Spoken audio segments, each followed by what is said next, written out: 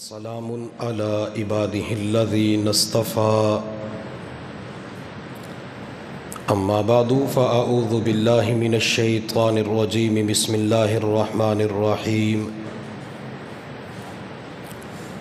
انما یأمر مساجد اللہ من آمن باللہ والیوم الآخر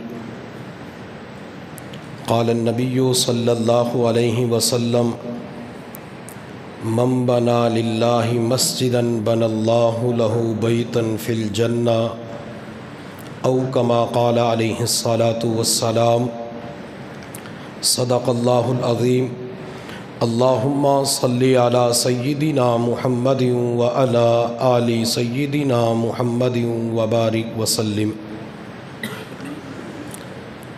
انسانی زندگی کا مقصد یاد الہی اور عبادت خداوندی ہے۔ اس مقصد کی تکمیل کے لیے خاص جگہیں مردوں کے لیے مساجد ہیں۔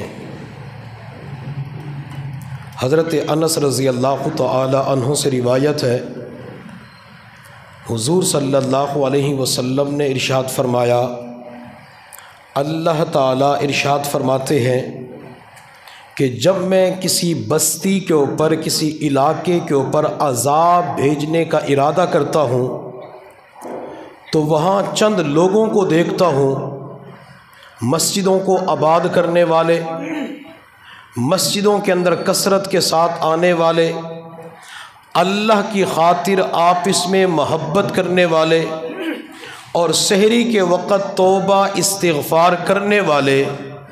اللہ فرماتے ہیں کہ جب میں مسجدوں کو آباد کرنے والے لوگوں کی طرف دیکھتا ہوں تو عذاب دینے کا ارادہ موقوف کر دیتا ہوں۔ گویا کہ جو مسجدوں کو آباد کرتے ہیں، اللہ کے گھر کے اندر آتے ہیں، اللہ تعالیٰ ان کی برکت سے عذاب کو ٹال دیتے ہیں۔ اور میرے محبوب صلی اللہ علیہ وسلم نے ارشاد فرمایا، قیامت کا دن ہوگا، اللہ رب العزت کی جانب سے فرشتہ اعلان کرے گا، اللہ کے پڑوسی کہاں پہ ہیں؟ تو لوگ پوچھیں گے اللہ کے پڑوسی کون ہیں؟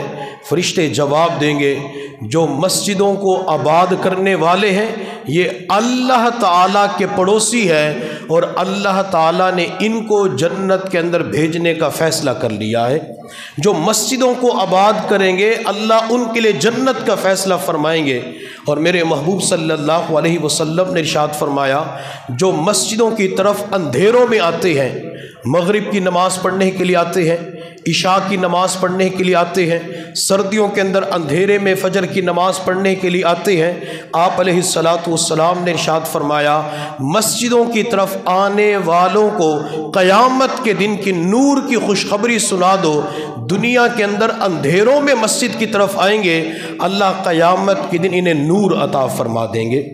اور میرے محبوب صلی اللہ علیہ وسلم نے ارشاد فرمایا، جو مسجد سے محبت کرتا ہے اللہ بھی اس سے محبت فرماتے ہیں۔ آپ علیہ السلام نے کسی ایک مسجد کے بارے میں نہیں فرمایا کہ فلاں مسجد سے محبت کرو گے اللہ کی محبت ملے گی، بلکہ آپ نے مطلقاً بات ارشاد فرمائی کہ جس مسجد سے محبت کرو گے، شہر کی جامع مسجد سے محبت کرو گے، دیہات اور چک کی کچی چھوٹی مسجد سے محبت کرو گے، اللہ اس محبت کی وجہ سے تمہیں اپنی محبت عطا فرما دیں گے۔ اور ایک حدیث کے اندر آپ علیہ الصلاۃ والسلام نے ارشاد فرمایا کہ جب تم کسی بندے کو دیکھو وہ کثرت کے ساتھ مسجد کے اندر آتا اور جاتا ہے تو اس کے ایماندار ہونے کی گواہی دے دو۔ اللہ کے نبی نے فرمایا وہ بندہ ایماندار ہے، تم اس کی گواہی دو جو مسجدوں کو آ کے آباد کرتے ہیں۔ آپ علیہ الصلاۃ والسلام کی خدمت میں ایک شخص حاضر ہوا، عرض کہ اللہ کے نبی سب سے بہترین جگہ کون سی ہے؟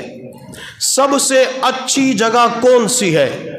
اسی سوال کے اندر دوسرا سوال بھی تھا کہ سب سے بہترین لوگ کون ہیں؟ جب پتہ چلے گا کہ سب سے بہترین جگہ یہ ہے تو یہ بھی پتہ چل جائے گا کہ سب سے بہترین لوگ بھی یہی ہیں۔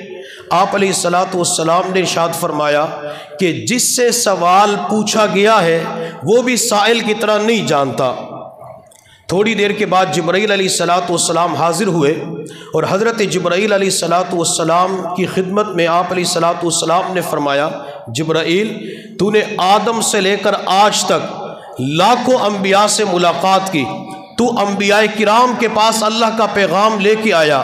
جبرائیل، تو نے پوری کائنات کو دیکھا، تو نے پورے کائنات کے اندر چکر لگایا، جبرائیل یہ تو بتا سب سے بہترین جگہ کون سی ہے، سب سے اچھی جگہ کون سی ہے؟ حضرت جبرائیل علیہ السلام نے عرض کیا، اللہ کے نبی، یہ تو مجھے بھی نہیں پتا کہ سب سے بہترین جگہ کون سی ہے۔ آپ علیہ السلام نے ارشاد فرمایا، جبرائیل جاؤ اللہ سے معلوم کر کے آؤ کہ اللہ سب سے بہترین جگہ کون سی ہے۔ حضرت جبرائیل علیہ السلام رب کی بارگاہ میں پہنچے، اللہ تیرا لاڈلا محبوب پوچھ رہا ہے کہ سب سے بہترین جگہ کون سی ہے۔ اللہ نے جبرائیل کو بتایا، جبرائیل پیغام لے کر حضور کی خدمت میں حاضر ہوئے اور عرض کہ اللہ کے نبی، آدم سے لے کر آج تک مجھے اللہ کا اتنا قرب حاصل نہیں ہوا جتنا آپ کے صدقے اللہ کا قرب نصیب ہو گیا۔ میرے پیغمبر نے فرمایا، جبرائیل اللہ کا قرب کتنا نصیب ہوا، اللہ کے کتنے قریب ہو گئے؟ جبرائیل علیہ السلام نے عرض کیا، اللہ کے نبی میرے اور اللہ کے درمیان 70,000 نور کے پردے حائل تھے، اتنا مجھے اللہ نے قریب کر لیا۔ پھر میرے پیغمبر نے فرمایا، جبرائیل یہ تو بتا کہ سب سے بہترین جگہ کون سی ہے؟ حضرت جبرائیل علیہ السلام نے عرض کیا، یا رسول اللہ، اللہ فرماتے ہیں میرے سامنے پوری کائنات ہے، جنت بھی ہے جہنم بھی ہے، میرے سامنے مختلف مقامات بھی ہے، مشرق مغرب شمال جنوب بھی ہے، مختلف تفریحی مقامات بھی ہے، میرے سامنے سورج چاند ستارے بھی ہے، میرے سامنے جنگل بھی ہے، میرے سامنے فلاں مقام بھی ہے۔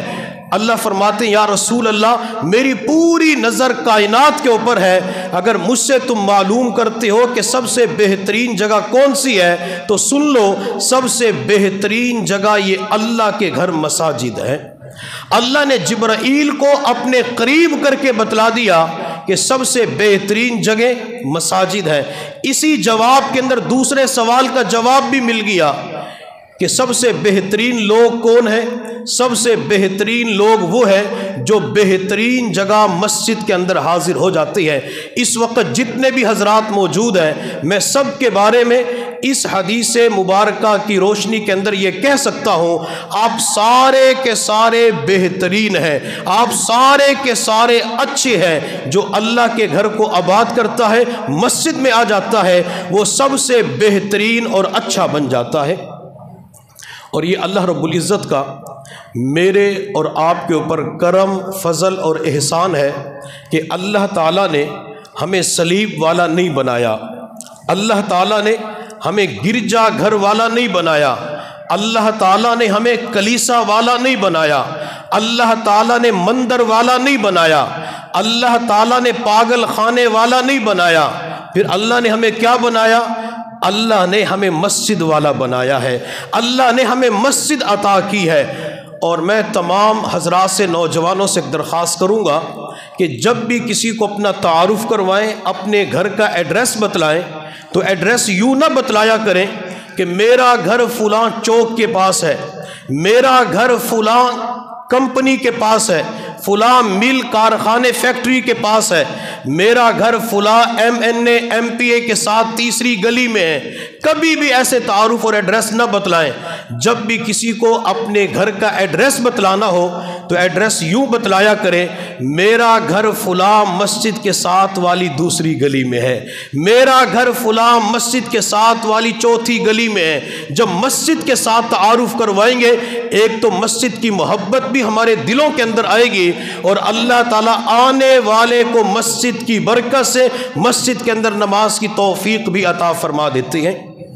اللہ نے ہمیں مسجد والا بنایا ہے۔ ہمیں چاہیے کہ ہم مسجدوں کے ساتھ محبت کریں، مسجد کے ساتھ اپنا تعلق مضبوط بنائیں۔ میرے محبوب صلی اللہ علیہ وسلم نے ارشاد فرمایا، قیامت کا دن ہوگا، اللہ تعالیٰ 7 بندوں کو اپنے عرش کا سایہ عطا فرمائیں گے۔ قیامت کے دن سورج سوا نیزے کے فاصلے پر ہوگا، زمین پیتل کی بنی ہوئی ہوگی، کسی انسان کے جسم پہ 1 انچ کا کپڑا بھی نہیں ہوگا، ہر انسان اپنے گناہوں کی وجہ سے پسینے کے اندر شرابور ہوگا، آدم بھی نفسی نفسی پکار رہے ہوں گے، نوح کی زبان کے اوپر نفسی نفسی کی صدا ہوگی، موسیٰ ابراہیم بھی پکار رہے ہوں گے، اللہ ہمیں بخش دے، اللہ ہماری مغفرت فرما۔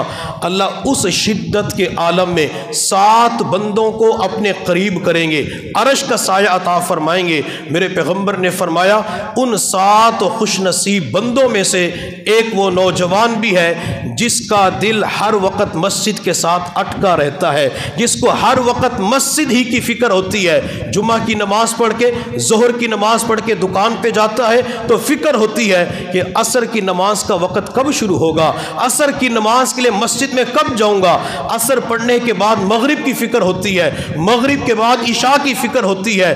جو مسجد کی فکر کرتا ہے اللہ اس فکر کی بدولت قیامت کے دن عرش کا سایہ عطا فرمائیں گے۔ مسجدوں کے ساتھ محبت بھی کرنی ہوتی ہے اور مسجدوں کی تعمیر بھی کرنی ہوتی ہے۔ مسجدوں کی تعمیر 2 اعتبار سے کرنی ہوتی ہے، ایک ظاہری تعمیر ہوتی ہے اور دوسری معنوی اور باطنی تعمیر ہوتی ہے۔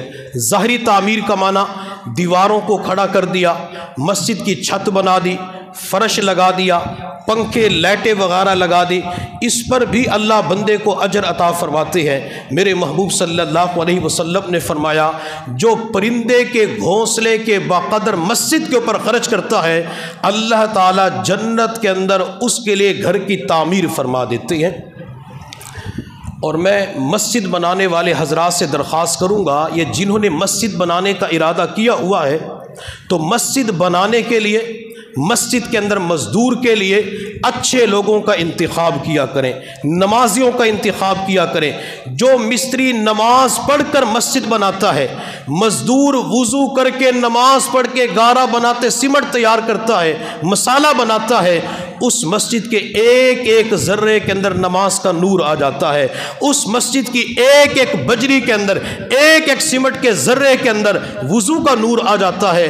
میرے محبوب صلی اللہ علیہ وسلم کی مسجد نبوی جب ترکوں نے تعمیر کی تھی تو ترکوں نے اس وقت ایک اعلان کیا تھا کہ ہمیں مسجد نبوی کی تعمیر کے لیے وہ مستری چاہیے جو قرآن کا حافظ بھی ہو اور عالم بھی ہو، ہمیں مسجد نبوی کی تعمیر کے لیے وہ مزدور چاہیے جو قرآن کا حافظ بھی ہو اور عالم بھی ہو۔ اور جب بھی مستری مزدور کام کریں گے تو کام کرنے کے دوران وضو کرنا شرط ہے۔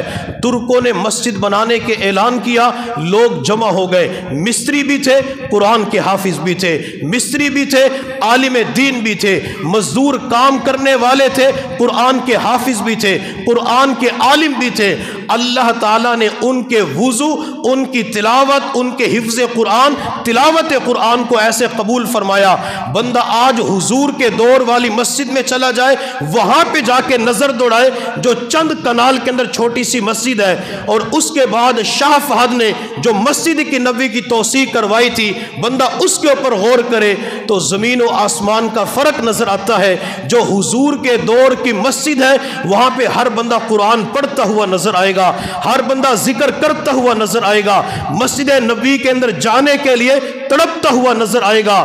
اور جو توسیع شاہ فہد کے دور کے اندر ہوئی ہے وہاں کوئی موبائل چلاتا ہوا نظر آئے گا، کوئی گپ شپ کرتا ہوا نظر آئے گا، کوئی باتیں کرتا ہوا نظر آئے گا۔ وجہ کیا ہے؟ اتنا فرق کیوں آ گیا؟ ایک حصے کے اندر اتنا ذکر، ایک حصے کے اندر اتنی تلاوت، دوسرے حصے کے اندر گپ شپ لغو باتیں ہو رہی ہے۔ وجہ یہ کہ اللہ تعالیٰ نے مستری اور مزدوروں کے وضو اور تلاوت قرآن کو قبول فرمایا ہے۔ انہوں نے اتنا وضو کر کے تلاوت کر کے مسجد کی توسیع کی، تعمیر کی، اللہ نے اس کے اثرات آج بھی زندہ رکھے ہوئے ہیں۔ اگر ہماری مسجدوں کی تعمیر کرنے والے وضو کر کے نماز پڑھ کے تعمیر کریں گے تو اس کے اثرات کتنے ہوں گے۔ بندہ نماز پڑھنے کے لیے آئے گا، اللہ ذہنی اور قلبی سکون عطا فرمائیں گے، اللہ اندر کی ٹینشن کو ختم کر کے سکھ عطا فرما دیں گے۔ میرے محبوب صلی اللہ علیہ وسلم کے ایک صحابی ہیں حضرت تمیم داری رضی اللہ تعالیٰ عنہ، یہ جنوں کے ذریعے مسلمان ہوئے۔ ملک شام کی طرف گئے تو ملک شام سے روشنی کا کچھ سامان خریدا، چراغ تھے، لالٹین تھی، قندیل تھی، وہ سامان لے کے مدینہ طیبہ کے اندر آئے۔ رات کے وقت اپنے گھر کے اندر لائٹ کا، روشنی کا، چراغ جلانے کا انتظام کیا تو دل کے اندر خیال آیا، تمیم گھر کے اندر تو روشنی کا انتظام ہے لیکن اللہ کے گھر مسجد نبوی کے اندر روشنی کا انتظام نہیں ہے۔ نبی علیہ السلام جب مدینہ طیبہ کے اندر پہنچے تھے تو تقریباً 7 سال تک مسجد کے اندر کوئی چراغ نہیں جلا، مسجد کے اندر روشنی کا انتظام نہیں ہوا۔ حضرت تمیم فرماتے ہیں کہ وہ سارا سامان اٹھا کے میں مسجد کے اندر آیا، میں نے مسجد کو روشن کر دیا۔ حضور تہجد کے وقت میں مسجد نبوی کے اندر تشریف لائے، آپ نے دیکھا مسجد کے اندر روشنی ہے، چراغ جل رہا ہے۔ آپ نے فرمایا میرے صحابہ جو تہجد کی نماز پڑھنے کے لیے آئے ہوئے تھے، مسجد کے اندر روشنی کس نے کی ہے، چراغ کس نے جلایا ہے؟ حضرت تمیم داری فرماتے پہلے تو میں ڈر گیا کہ اللہ کے نبی ناراض ہو چکے ہیں، ابھی میری کلاس لیں گے، لیکن میں نیا مسلمان ہو چکا تھا۔ میں نے عرض کیا یا رسول اللہ یہ سامان ملک شام سے لے کے آیا ہوں، لمبا سفر کر کے آیا ہوں، یا رسول اللہ ناراض نہ ہونا۔ میرے دل کے اندر خیال آیا میرا گھر تو روشن ہے، چلو اللہ کا گھر بھی روشن ہو جائے، اللہ کے گھر کے اندر بھی روشنی کا انتظام ہو جائے۔ میرے محبوب صلی اللہ علیہ وسلم نے ایک جملہ ارشاد فرمایا، اس جملے کی وجہ سے اندر کے جگنو چمک اٹھتے ہیں، اس جملے کی وجہ سے انسان کا رواں رواں خوش ہو جاتا ہے، ایک ایک بال خوشی کی وجہ سے بندے کی تعریف کرنے پہ مجبور ہو جاتا ہے۔ میرے محبوب صلی اللہ علیہ وسلم نے مسکراتے چہرے کے ساتھ فرمایا، تمیم تو نے مسجد کے اندر روشنی کا انتظام کر کے میرے دل کو خوش کر دیا۔ تمیم اگر آج میری کوئی بیٹی ہوتی تو اپنی بیٹی کا نکاح تیرے ساتھ کر دیتا۔ نبی علیہ السلام کو اللہ نے 4 بیٹیاں عطا فرمائی، زینب، رقیہ، ام کلثوم، فاطمہ۔ ان چاروں بیٹیوں کے نکاح ہو چکے تھے اور اس وقت زینب کا انتقال ہو چکا تھا، رقیہ بھی اللہ کو پیاری ہو چکی تھی، شاید ام کلثوم کا بھی انتقال ہو چکا تھا۔ فاطمہ کا انتقال حضور صلی اللہ علیہ وسلم کے انتقال کے 6 مہینے کے بعد تقریباً 23 یا 24 سال کی عمر میں ہوا۔ پیغمبر کی ساری بیٹیوں کے نکاح ہو چکے تھے لیکن حضور نے کیا فرمایا، تمیم مسجد کے اندر روشنی کرنے کی وجہ سے میں اپنی بیٹی تیرے نکاح میں دینا چاہتا ہوں، لیکن کیا کروں، بیٹیوں کے نکاح ہو چکے ہیں۔ آپ علیہ السلام کے چچا زاد بھائی نوفل بن حارث وہاں پہ موجود تھے، انہوں نے عرض کیا یا رسول اللہ میری بیٹی جوان ہو چکی ہے، میری بیٹی آپ کی بیٹی ہے، میں آپ کی چاہت کو پورا کرنا چاہتا ہوں، اپنی بیٹی تمیم کے نکاح کے اندر دینا چاہتا ہوں۔ نبی علیہ السلام نے نوفل کی بیٹی کا نکاح تمیم کے ساتھ کر دیا۔ کس بنیاد پہ کیا؟ کاروبار کی بنیاد پہ کیا، ملازمت کی بنیاد پہ کیا، دکانوں کی بنیاد پہ کیا، زرعی رقبے کی بنیاد پہ کیا، کمرشل پلاٹ کی بنیاد پہ کیا؟ نہیں، حضور نے اپنے چچا زاد بھائی کی بیٹی کا نکاح تمیم کے ساتھ مسجد کے اندر روشنی کرنے کی وجہ سے کیا تھا۔ حضور اتنا خوش ہوتے تھے جب مسجد کے اندر روشنی کا انتظام کیا جاتا تھا۔ اللہ تعالیٰ نے یہ پوری کائنات 6 دنوں میں بنائی ہے۔ اللہ تعالیٰ نے ہفتے کے دن مٹی کو بنایا، زمین کو بنایا، آسمان کو بنایا۔ اتوار کے دن اللہ نے پہاڑوں کو بنایا، سوموار کے دن اللہ تعالیٰ نے درختوں کو بنایا، منگل والے دن اللہ تعالیٰ نے نقصان پہنچانے والے جانوروں کو، بچھو کو، سانپ کو بنایا، بدھ والے دن اللہ تعالیٰ نے نور کو پیدا فرمایا، جمعرات والے دن اللہ تعالیٰ نے ساری مخلوقات کو پیدا کیا، اور جمعے والے دن اللہ نے حضرت آدم کو پیدا فرمایا۔ جو اللہ 6 دن میں پوری کائنات کو بنا سکتا ہے، وہ اللہ ملتان کے اندر، وہ اللہ فلاں علاقے میں، پوری دنیا کے اندر ایک ایک محلے کے اندر مسجد نہیں بنا سکتا تھا؟ اللہ بنا سکتا تھا۔ اللہ مسجد کا میٹیریل جنت سے اتار سکتا تھا، اللہ مسجد کی دیواروں کے اندر سونے کی اینٹوں کا استعمال کر سکتے تھے، اللہ مسجد کی چھت کے لیے جنت سے انتظام فرما سکتے تھے، لیکن اللہ نے مسجد نہیں بنائی۔ مسجد تو اپنی جگہ پہ جو اللہ کا گھر بیت اللہ ہے، اللہ نے وہ نہیں بنایا، وہ اللہ نے آدم ابراہیم کو حکم دیا میرے گھر کی تعمیر کرو۔ اللہ نے ہمیں مسجد بنانے کا حکم کیوں دیا؟ تاکہ ہمارے بخت بیدار ہو جائیں، ہمارے نصیب اچھے ہو جائیں۔ جو اللہ کے گھروں کی تعمیر کرتا ہے، اللہ تعالیٰ ان کے گھروں کو خوشیوں سے آباد فرما دیتے ہیں۔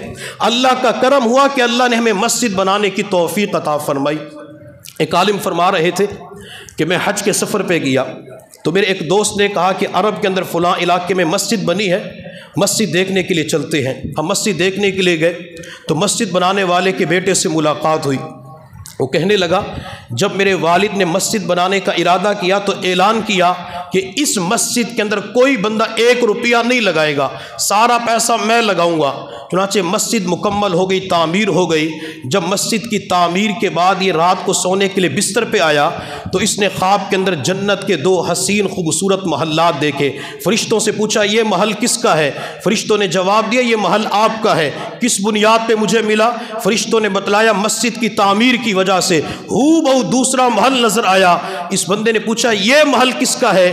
تو فرشتوں نے جواب دیا یہ محل ایک حبشن عورت کا ہے، ایک کالی عورت کا ہے۔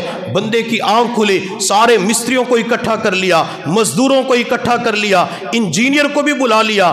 جب میں نے تمہیں کہا تھا مسجد کے اندر میرا پیسہ خرچ ہوگا، تم نے کسی اور کا پیسہ کیوں لیا؟ سارے مستری، مزدور، ٹھیکیدار، انجینئر کہنے لگے ہم نے کسی کا تعاون نہیں لیا۔ تو ایک مزدور کہنے لگا کہ جب ہم مسجد بنا رہے تھے تو کنویں سے پانی نکالتے تھے، کنویں سے پانی نکالنے کے لیے میرے پاس جو ڈول تھا اس کی رسی ٹوٹ گئی اور ڈول پانی کے اندر چلا گیا۔ میں بڑا پریشان تھا، کنویں کے اندر سے ڈول کو کیسے نکالوں؟ میں نے مسالے کو تیار کرنا تھا۔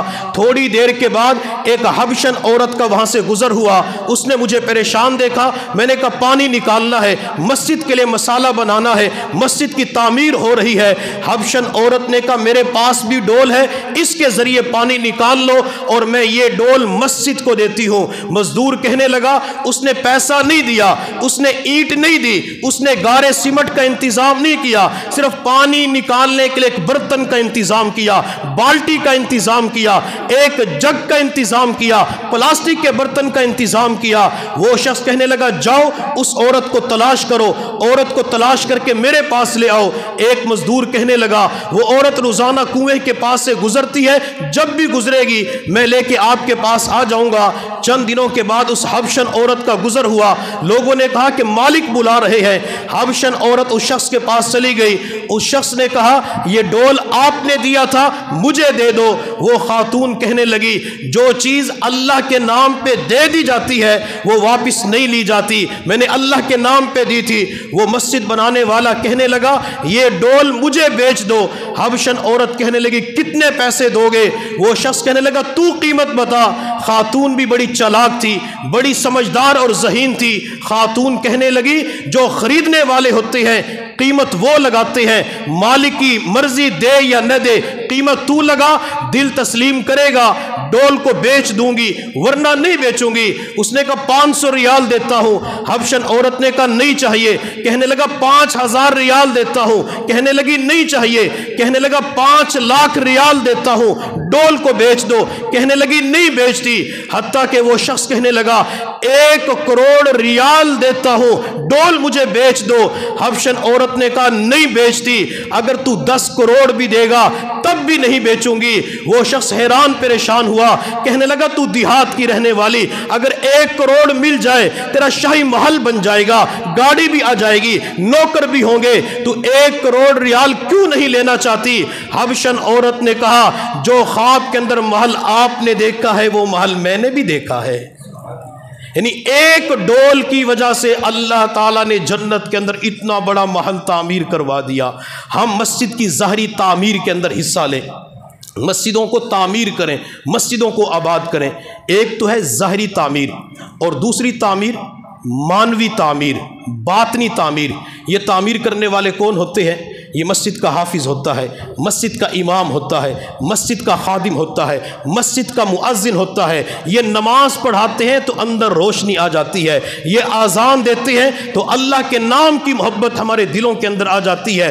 مسجد کے اوپر بھی خرچ کریں، اور اسی طرح جو مسجدوں کے اندر امامت کروانے والے ہیں ان کے ساتھ بھی تعاون کریں، ان کے اوپر بھی خرچ کریں، اللہ اس پر بھی اجر عطا فرماتے ہیں۔ میرے محبوب صلی اللہ علیہ وسلم جب کسی مسجد کے اندر تشریف لے جاتے تو آپ کا سب سے پہلا سوال یہ ہوتا تھا، مسجد کا امام کون ہے؟ میری مسجد کے امام سے ملاقات کرواؤ۔ مسجد کا مؤذن کون ہے؟ میری مسجد کے مؤذن سے ملاقات کرواؤ۔ اللہ کے نبی باقاعدہ امام اور مؤذن سے ملاقات کرتے تھے، بلکہ یہ تو اپنی جگہ پہ میرے محبوب صلی اللہ علیہ وسلم کے دور میں ایک عورت مسجد کے اندر جھاڑو دیا کرتی تھی۔ جب اس عورت کا انتقال ہو گیا، کس نے اللہ کے نبی کو اطلاع نہیں دی، آپ علیہ الصلوۃ والسلام نے فرمایا مسجد کے اندر جھاڑو دینے والی، مسجد کے اندر صفائی کرنے والی کہاں گئی؟ صحابہ نے عرض کہ یا رسول اللہ اس کا انتقال ہو چکا ہے، دنیا سے جا چکی ہے، ہم نے اس کو دفن بھی کر دیا۔ میرے محبوب صلی اللہ علیہ وسلم نے فرمایا مجھے اس عورت کی قبر پہ لے چلو۔ حضور کس کی قبر پہ تشریف لے جا رہے ہیں؟ مسجد کے اندر جھاڑو دینے والی عورت کی قبر پہ، مسجد کے اندر صفائی کرنے والی عورت کی قبر پہ۔ آپ اس کی قبر پہ پہنچے، آپ علیہ الصلوۃ والسلام نے فرمایا اللہ نے میری برکت سے اس عورت کی قبر کو منور و روشن فرما دیا۔ ہم مسجدوں کے ساتھ بھی تعاون کریں، مسجد کے امام کے ساتھ بھی تعاون کریں۔ حضور صلی اللہ علیہ وسلم نے تبوک کے موقع پہ چندہ مانگا، صحابہ کرام نے مختلف چیزیں پیش کی۔ ایک صحابی فرماتے جب میں گھر گیا تو میرے پاس کچھ بھی نہیں تھا، میں پوری رات اللہ کے سامنے روتا رہا، اللہ تیرے نبی نے مانگا میرے پاس کچھ بھی نہیں ہے، اللہ میرے پاس ایک درہم بھی دینے کے لیے نہیں ہے۔ پوری رات روتے رہے حتیٰ کہ تہجد کا وقت ہو گیا۔ جب تہجد کا وقت ہوا تو رب کی بارگاہ میں دعا کے لیے ہاتھ اٹھا دیے، عرض کہ اللہ کوئی تیرے نبی کو اونٹ دے کر گیا ہوگا، کوئی تیرے نبی کو درہم اور دینار دے کے گیا ہوگا، اللہ میرے پاس تو چندہ دینے کے لیے کچھ بھی نہیں ہے، اللہ میں کیا دوں؟ اچانک صحابی نے رب کی بارگاہ میں عرض کیا اللہ آج تک کسی بندے نے میرے اوپر حملہ کیا ہے، مجھے نقصان پہنچایا ہے، اللہ میں تیری رضا کے لیے اس بندے کو معاف کرتا ہوں، اگر میرا یہ چندہ تیری بارگاہ میں قبول ہے تو اپنے نبی کو بتلا دے کہ فلاں بندے نے آج تبوک کے لیے چندہ دیا ہے۔ پوری رات یہی دعا کرتے رہے حتیٰ کہ فجر کی نماز کا وقت ہو گیا۔ جبرائیل نے آ کے حضور کو بتلایا اللہ کے نبی اللہ نے فلاں بندے کے چندے کو قبول کر لیا ہے۔ جبرائیل نے چندے کے بارے میں نہیں بتلایا کہ چندہ کون سا دیا تھا۔ فجر کی نماز کے بعد میرے پیغمبر نے فرمایا میرے صحابہ رات کسی نے چندہ دیا ہے، اللہ نے اس کے چندے کو قبول کر لیا۔ حضرات صحابہ کرام کو فرمایا بتاؤ کس نے چندہ دیا ہے؟ کوئی بھی نہیں اٹھا۔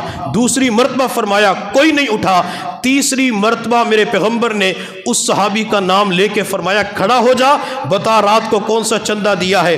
اونٹ دیا ہے، کھجوریں دی ہے، درہم دینار ڈال کے گیا تھا۔ صحابی کا سر جھک گیا، عرض کہ یا رسول اللہ میرے پاس تو کچھ بھی نہیں تھا، اونٹ بھی نہیں تھے، گھوڑے بھی نہیں تھے، خچر بھی نہیں تھے، نقدی بھی نہیں تھی۔ میں نے رب کی بارگاہ کے اندر عرض کیا اللہ آج تک کسی بندے نے میری عزت کے اوپر میری آبرو کے اوپر حملہ کیا ہے، اللہ تیری رضا کے لیے اس کو معاف کرتا ہوں۔ میرے پیغمبر نے مسکراتے چہرے کے ساتھ فرمایا واہ میرے صحابی تو نے رات کو کیا چندہ دیا؟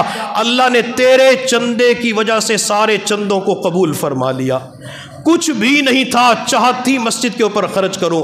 میں تمام حضرات سے معتکفین حضرات سے درخواست کروں گا اعتکاف ختم ہونے کے بعد اپنی مسجدوں کو آباد کریں، اپنی مسجدوں کی تعمیر کریں، مسجدوں کو خوبصورت بنائیں، مسجد کے امام مؤذن خادم کے ساتھ تعاون کریں اور اس کے ساتھ ساتھ نمازوں کے لیے مسجد کے اندر جایا کریں۔ اور اہل محلہ سے بھی درخواست کروں گا کہ مسجد کو بھی اپنے تعاون کے اندر یاد رکھا کریں۔ کئی مرتبہ لوگ زکوٰۃ کی مد میں مدارس کے ساتھ تعاون کرتے ہیں، صدقات کے ساتھ تعاون کرتے ہیں، لیکن مساجد کے ساتھ تعاون بہت کم ہوتا ہے۔ اگر مسجدوں کے ساتھ تعاون زیادہ ہوگا امام کی تنخواہ اچھی ہوگی، مسجدوں کے ساتھ تعاون زیادہ ہوگا مسجد اور زیادہ خوبصورت ہو جائے گی۔ اس لیے آج کی مجلس کے اندر ہر بندہ یہ نیت کرے کہ میں ہر مہینے اپنی مسجد کو پیسے دیا کروں گا۔